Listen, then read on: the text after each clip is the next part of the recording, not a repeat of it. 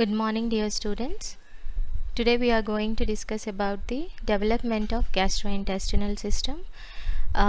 This is the first part of the development wherein we are going to see a few points about the introduction to the development of GIT, and then we'll see the development of esophagus, stomach and duodenum in this part, and in the next part we'll see the other structures, development of other. So first, to begin the development, we need to know the formation of the primitive gut. So primitive gut is the tube from which the entire GIT is going to develop. So in this animation, if we see this yellow thing, what you are seeing is the yolk sac. So a part of the yolk sac is incorporated into the embryo like this during the head fold and tail fold. Here these are the folds that you can see in this animation, and two lateral folds, right? So because of the folding of the embryo, a part of the yolk sac is incorporated into the embryo, and that part which lies in the head fold, this is called as the foregut, and the part that is in the tail fold is called as the hindgut, and the one in the middle which is having a communication with the yolk sac is forming the midgut, right? So portion is incorporated into the embryo to form the primitive gut, and this primitive gut is divided into three portions: foregut, midgut and hindgut. One point that you have to note here is there is no corresponding morphological and cytological distinctions between these three parts, but due to the genetic factors, deciding factors, so which part is going to become the lung, which is going to become the esophagus, which is going to become the stomach, and all the radial patterning, that is the tubular structure of the GIT, it is all genetically decided. So that also we'll see in the next slides. So this one, in this image, again the same thing. This is called as the foregut, which is present within the head fold. This is the tail fold, hindgut in the tail fold, and this is the midgut, and here it is continuing, the midgut is in continuation with the yolk sac. So craniocaudal and lateral folding cause the opening of the gut tube to the yolk sac to draw a closed, like a purse string, forming a pocket toward the head of the embryo called as the anterior intestinal portal. So here in this arrow what you are seeing, this is called as the anterior intestinal portal, and this represents the junction between the foregut and the midgut, right? And then here this is the tail fold. So here this arrow is into the posterior or caudal intestinal portal towards the tail of the embryo, and so these are going to form the future foregut and the hindgut, and the middle one is the midgut, right? And then this one is the oropharyngeal membrane, here the stomodium, which will be the future mouth, and here we can see the hindgut, and here we'll see the cloaca, future anal and genitourinary openings are seen here in the caudal portion. So further, when the folds extend, this head fold and tail fold and the lateral folds, when they further extend and the growth of the embryo occurs, that causes the communication of the gut with the yolk sac to continue to get smaller. So here if you see this, which was wider, the communication between the midgut and the yolk sac was wider in the previous slide, if you remember, but that communication has become smaller, and the regions of the gut, that is the foregut, midgut and hindgut, become further refined. So that means this portion is the foregut, and from the foregut you can see the lung bud has developed here, and then the stomach is in the process of formation, right? The liver and all. So all these changes I mean each structure will the develop simultaneously at its own pace, right? So this is the thyroid gland developed here from the pharyngeal arches. This is the lung buds, stomach, liver and all, right? So these are the changes occurring, and we'll see the changes in detail. So in this image what we are seeing, it is a pre-somite embryo, this one. So wherein the somites, where from the somites are formed, if you remember, the paraxial mesoderm is going to give rise to the somites. The somites are not yet formed here in this image. Then here in this we are seeing the embryo at the 7 somite stage, right? So the age of the embryo is described on the number of somites. So this is 7 somite stage. Here we'll see 14 somite stage, and here at the end of the first month. So this somite stage, why is it important here is when an ultrasound scan is done and the somites are seen, so corresponding to the number of somites we should be able to assess the development of the GIT here. So at 7 somite stage, here what is happening, the head fold and tail fold have occurred, and the foregut, hindgut and midgut are formed. Then furthermore increase in the length of the GIT has occurred, and then anteriorly you can see the development of the heart tube and all.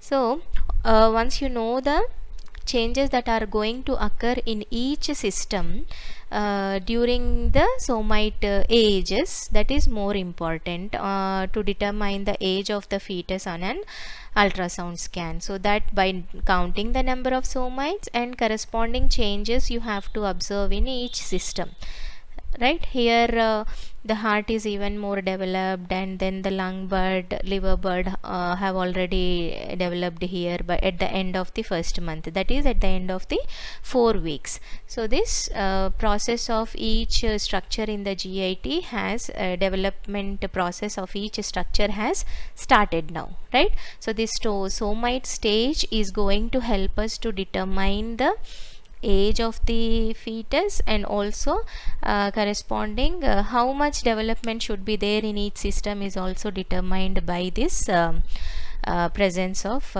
or knowledge of somites, right? So what are the derivatives of each part of the primitive gut? From the foregut, we see the development of esophagus. So this is the esophagus here. The stomach is developed from the foregut, right? And then the proximal part of the duodenum is also developed. Then liver, okay, and gallbladder here, and pancreas. So these are the derivatives of the even the spleen is also though it is developed from the mesenchyme in the dorsal mesogastrium. Here we'll discuss the development of the spleen along with all these structures, right? It is not a derivative of foregut, but we'll discuss along with these structures, okay? And then midgut.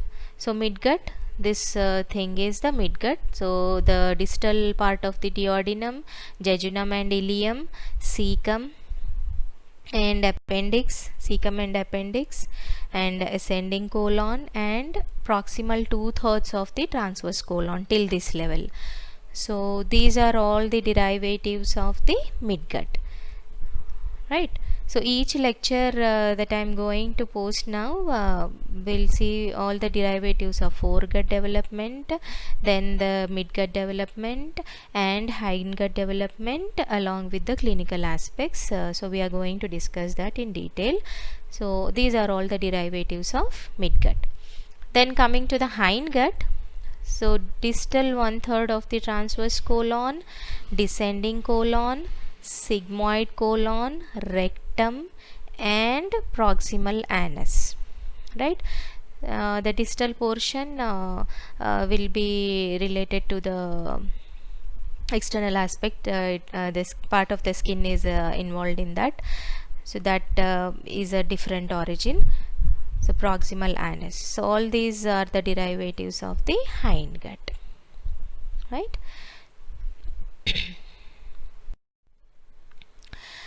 And also we all know that the gastrointestinal system, you already are aware of its circular, I mean the tubular pattern of the gastrointestinal system, and the 4 layers that we are going to see in that, all that we have seen. So the embryological aspect of those 4 layers is the endoderm of the foregut. Now yolk sac is incorporated and it is forming the endoderm. So that endoderm is going to form the mucosal epithelium. Now what are the 4 layers of the GIT? Mucosa, submucosa, muscularis externa and serosa, right? And this mucosa, again we have got the lining epithelium, lamina propria and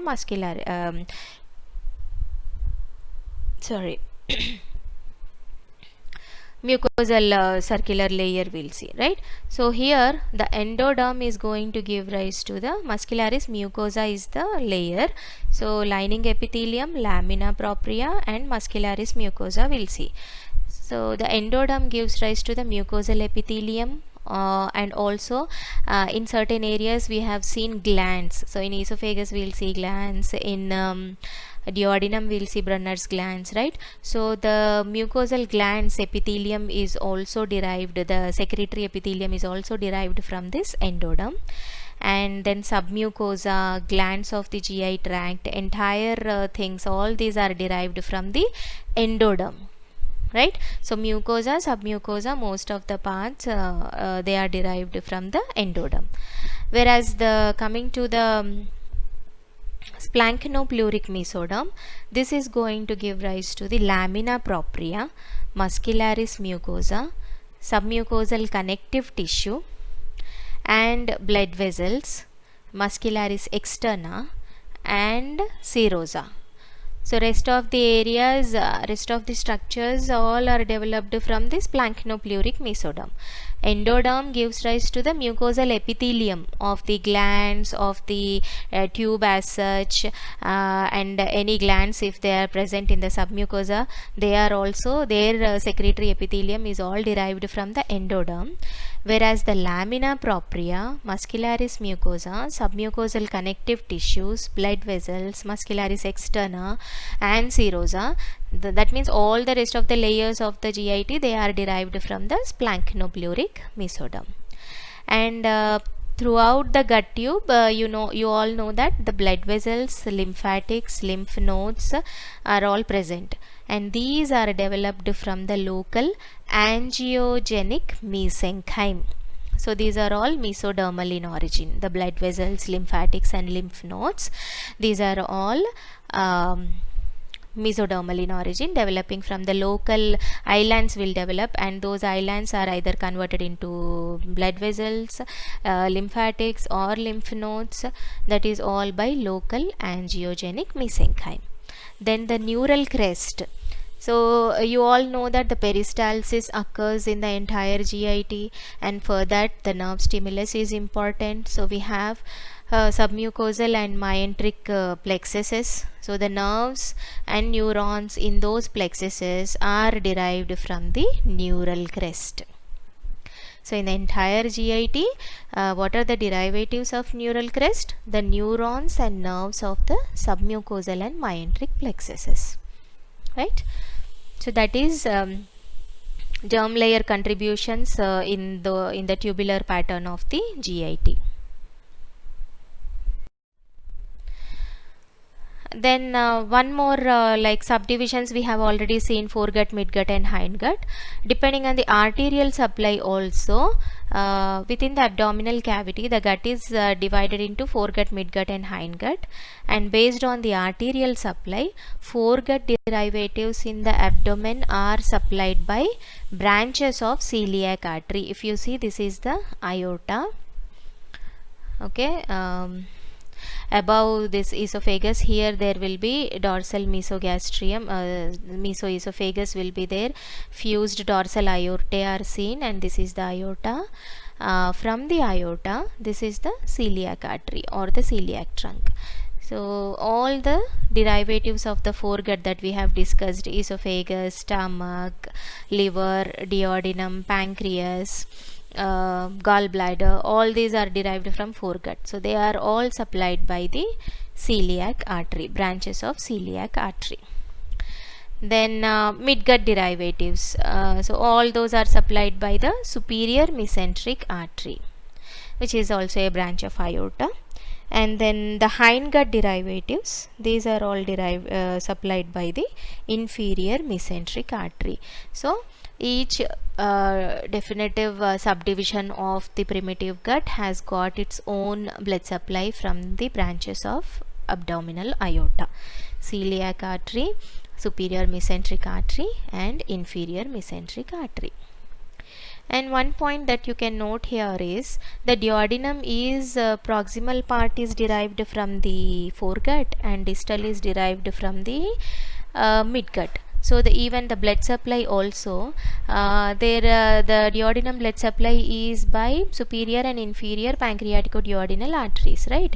So superior pancreatico-duodenal is a branch of celiac artery, inferior pancreatico-duodenal is a branch of superior mesenteric artery. So that dual blood supply of the duodenum also can be explained by its origin. Part of it from the foregut, so supplied by foregut artery or branch of foregut artery, and the distal portion derived from the midgut, so supplied by branches of midgut artery.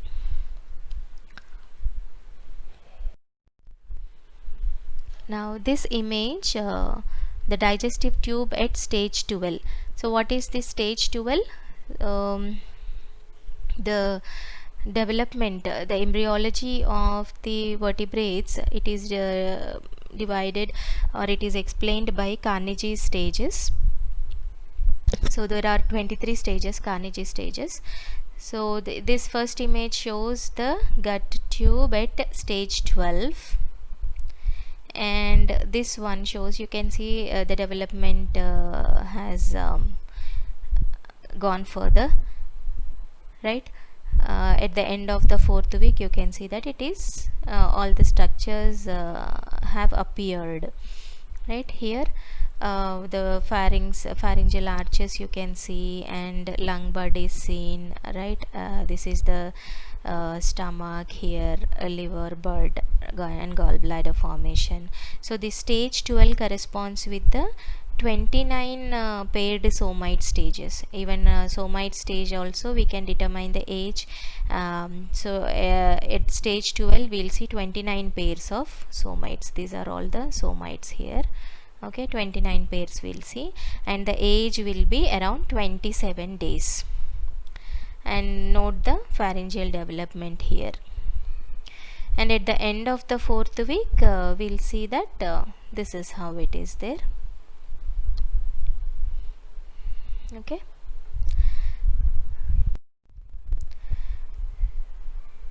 so this picture shows the overall development of the gut from stages 13 to 17. So this is the Carnegie stage 13 of the embryo, and this is the stage 17. So here if we see the only gut development here, this is at stage 13, 14, 15, 16 and 17. So by 17 you can see this trachea has developed, the lungs are developing, esophagus is increased in length. Just compare the length of the esophagus from here, it is just started. Here little bit increased in its length, then more here. Okay, length of the esophagus, just compare it, right? So here, right, as the stage goes further, the length of the esophagus has increased, and also you can see the size of the stomach from here to, just compare all the stages. So by stage 17 the entire GIT has developed, and right, so stages 13 to 17, Carnegie stages are a standardized system of 23 stages used to provide a unified developmental chronology of the vertebrate embryo, right? So in this, just this image is to show you how the GIT develops from stage 13 to 17, and these are the changes which occur. And note how the length of the GIT is increased by the 17th stage.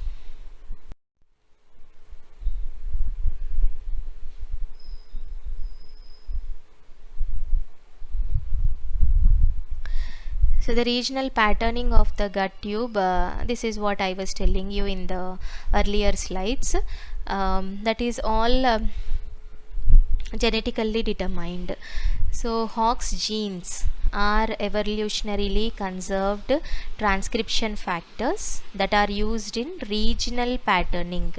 Right from the flies to mammals, these Hox genes are going to determine the regional patterning. So that means the gut has a craniocaudal Hox gene expression pattern code similar to that which is seen in the neural tissue. So even the gut has got this code, the neural tissue has got the code, and according to the code this patterning is developed. So some Hox genes are expressed in mesoderm in overlapping patterns, and some are expressed in endoderm. And this Hox gene expression boundaries correspond to morphologically recognizable elements in the GI tract. So that means these are going to decide which part will form the esophagus, which forms the stomach, which forms the pylorus and the pyloric sphincter, then which forms the liver here, and which forms the pancreas. So all this patterning and the differentiation in the gut tube is all based on this Hox gene code, which is expressed in the throughout the length of the GIT. And one more point to note here is Hox gene expression is important for formation of major sphincters. So in this image, if we see, these are the red circles, they represent the where the sphincters are present here. So this is the pylorus here, here ileocecal junction is there, here anal sphincter is there. So these sphincters are also formed by the Hox gene expression, right? So this is, I hope you understood, this is all the Hox genes are responsible that the endoderm which is there from foregut, midgut and hindgut, but we are seeing different organs developed, different tubes developed from that, and each of it is performing its own duty. So that patterning is based on the Hox gene expression. Right, and yeah, this is the Hox gene I was telling you about. So specific regions of the gut tube, that is which will become lung, which becomes esophagus versus which becomes stomach, and some important junctions like the gastroesophageal junction, that is the transformation stage, that is the esophagus, and the next part is stomach. So that junction, that differentiation between those structures are established by a cranial to caudal pattern of segmental combinatorial codes of Hox gene expression in the endoderm and mesoderm of the early embryo. So this patterning is based on the Hox gene expression. Just remember that point. Then the gut tube, it is radial. So that radial patterning of the gut tube is based on one more gene which is called as sonic hedgehog gene. Okay, so concentric layering of the gut tube, that is there is mucosa, submucosa, muscularis externa and serosa. So that concentric layering of those 4 layers, that is accomplished largely via the expression of sonic hedgehog gene in the endoderm. Right, so this inhibits smooth muscle and neuronal differentiation close to the endoderm. Right, that means endoderm is going to give rise to the epithelium of the tube and the glands and all. Then farther away from the endoderm, the sonic hedgehog concentration is lower, so thus permitting smooth muscle and neuronal differentiation in the muscularis externa. Later in the development, this sonic hedgehog expression goes away, allowing development of smooth muscle in the muscularis mucosa and neurons of the submucosal plexuses. So this action of the sonic hedgehog is important in the endoderm, and also when it is not there, this differentiation of the other layers is enabled, which is allowed. Right, so the radial patterning is based on the sonic hedgehog gene. So how is the patterning established? How does it play out in regional organogenesis? That is, this regional organogenesis is by this sonic hedgehog gene. So what does it do? Regional variation in regulatory pathways, regional variation in competence, induction of mesodermal, then temporal variation in signaling. So stomach mesoderm, it is showing 3 layers, whereas others in muscularis externa we are seeing 3 layers in the stomach. So that is all based on the patterning of sonic hedgehog gene. So that radial patterning, all those 4 layers, differentiation in those 4 layers and all, that is all based on the sonic hedgehog gene.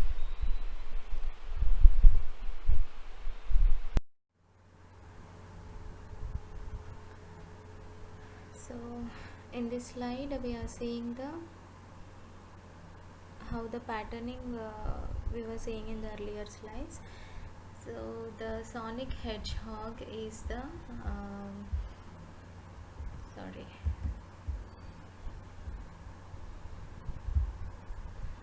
so sonic hedgehog is the gene which is responsible for this radial patterning of the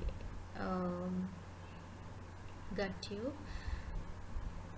So when there is high hedgehog concentration, that inhibits the muscle formation, the smooth muscle here, circular and longitudinal. This is inhibited when there are high levels of hedgehog gene, and when there is low hedgehog concentration, that stimulates the muscle differentiation. So this is how the sonic hedgehog is going to actually affect the radial patterning of the gut tube. And morphogen is one more thing that induces different cell fates at different concentrations of the signal, right? So that is how the radial patterning is established. Then so here in this image what we can see is this is the esophageal and gastric border, the junction between them, this one here.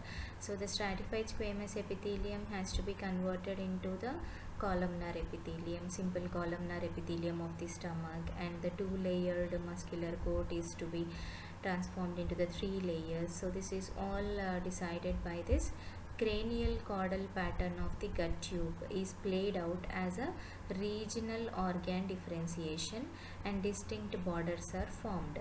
So the Hox genes as well as the sonic hedgehog are going to decide these differentiations in between each structure.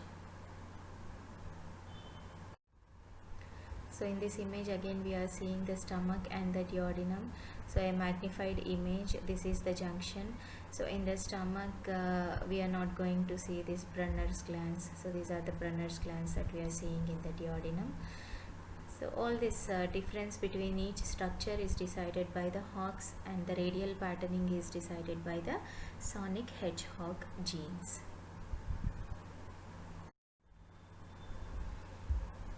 And one more point that we have to note down here is, as the gut tube develops, the endoderm proliferates rapidly and actually temporarily occludes the lumen of the tube.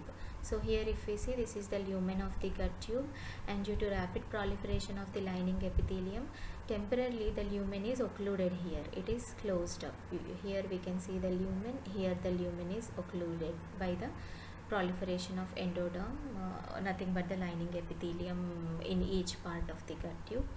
And then what happens is growth and expansion of the mesoderm components in the wall coupled with the apoptosis of some of the endoderm at around the 7th week causes recanalization of the tube, such that by the 9th week the lumen is open again. So here occlusion and then recanalization by the process of apoptosis occurs, and then by the end of 9th week the recanalization occurs. The lumen is open again here. So this occlusion and recanalization process occurs throughout the tube. This point you have to remember. It occurs from esophagus to the anus, and the errors in this process can occur in anywhere along the tube, and that results in stenosis. Stenosis is nothing but narrowing of the lumen, or there can be complete occlusion in that region. So any failure in the obliteration and recanalization process results in the stenosis of that particular region.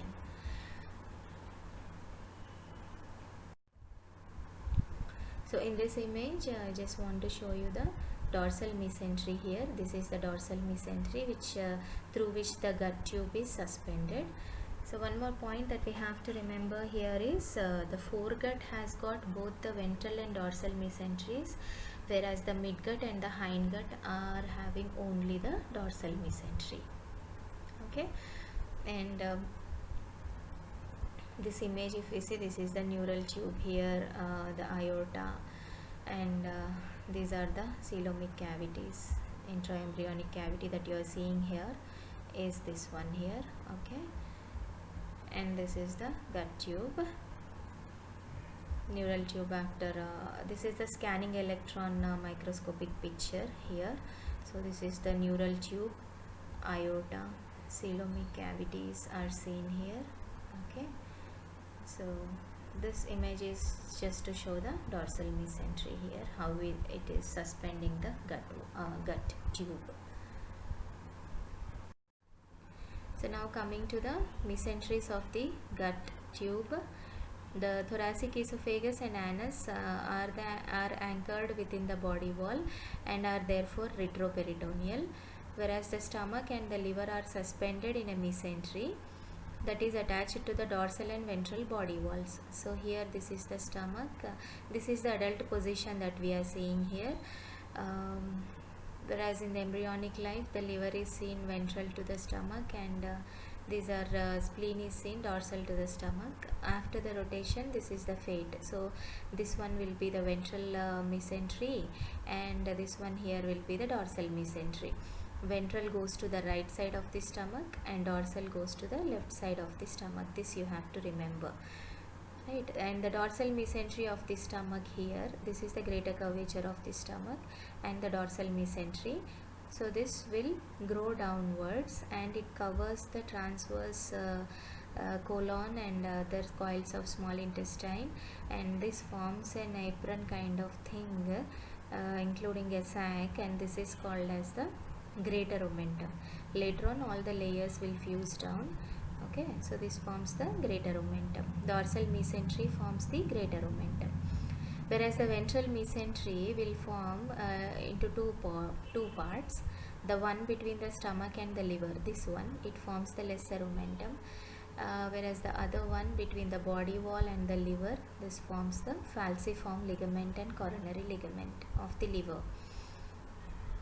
And the rest of the GI tract, now this is the sagittal section that we are seeing. So other parts of the GI tract are there. This is the third part of the duodenum. So the mesentery through which it suspends, it is formed, it is called as the mesoduodenum. Then there is mesocolon, then there is mesoappendix. So whatever part is suspended by that mesentery, the name is given accordingly. So this is about the mesenteries of the gut tube.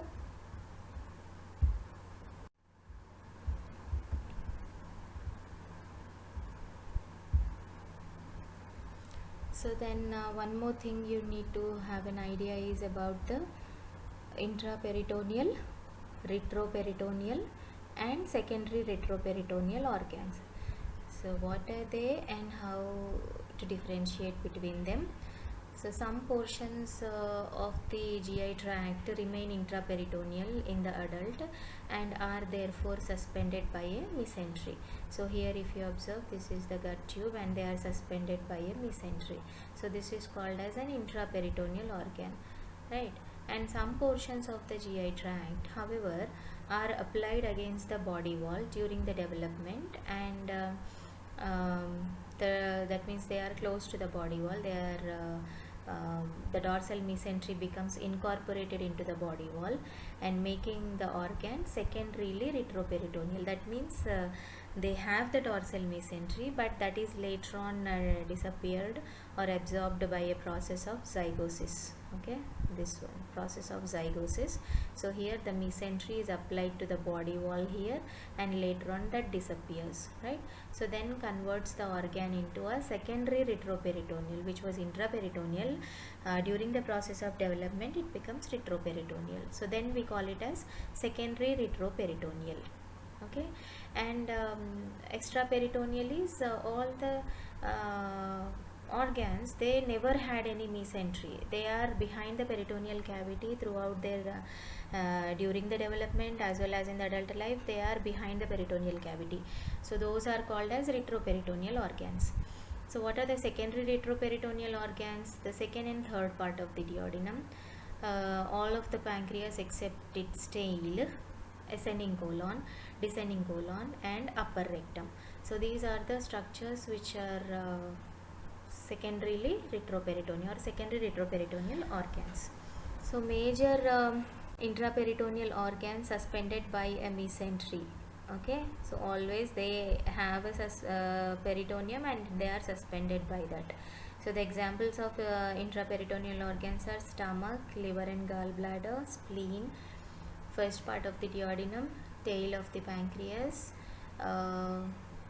then jejunum, ileum, appendix, transverse colon and sigmoid colon. Then secondary retroperitoneal we have seen in the earlier slides also. We'll just revise. Second and third parts of the duodenum, head, neck, body of the pancreas, so that means except the tail. Then ascending colon, descending colon and upper rectum. So these are secondary retroperitoneal organs. And major primary retroperitoneal organs, that means they never had a mesentery. Secondary retroperitoneal are they lost a mesentery during their development. Which never had a mesentery are retroperitoneal. So the example are kidneys, adrenal glands, ureters, aorta, inferior vena cava, lower rectum and anal canal. These are the major primary retroperitoneal organs.